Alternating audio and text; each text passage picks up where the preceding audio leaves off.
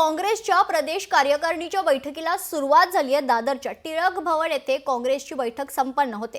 प्रदेशाध्यक्ष हर्षवर्धन सपकाळ यांच्या अध्यक्षतेखाली महत्त्वाच्या बैठकीचं आयोजन करण्यात आलेलं आहे आणि आता काँग्रेसच्या या बैठकीस सुरुवात झालेली आहे।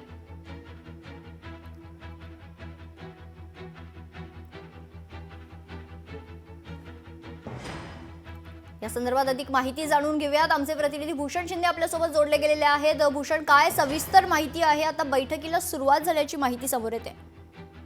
नक्कीच मेघना, एकंदर काँग्रेसचे प्रदेशाध्यक्ष हर्षवर्धन सपकाळ यांच्या अध्यक्षतेखाली काँग्रेसची अत्यंत महत्त्वाची बैठक जी आहे ती सुरू झालेली आहे।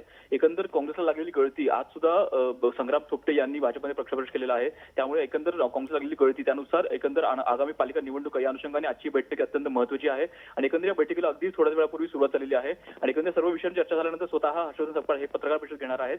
त्यामुळे येत्या काळामध्ये कशा प्रकारे काँग्रेसची वाटचाल असेल आणि त्यांचे एकंदर कशा प्रकारे नियोजन असेल या संदर्भात ही बैठक आहे आणि बैठक सुरू झालेली आहे। मेघना, निश्चित धन्यवाद भूषण, आपण दिलेल्या सविस्तर माहितीसाठी। तर काँग्रेसच्या बैठकीला सुरुवात झालेली आहे। यावेळी कोणत्या विषयांवर चर्चा होते हे पाहणं महत्त्वाचे ठरणार आहे।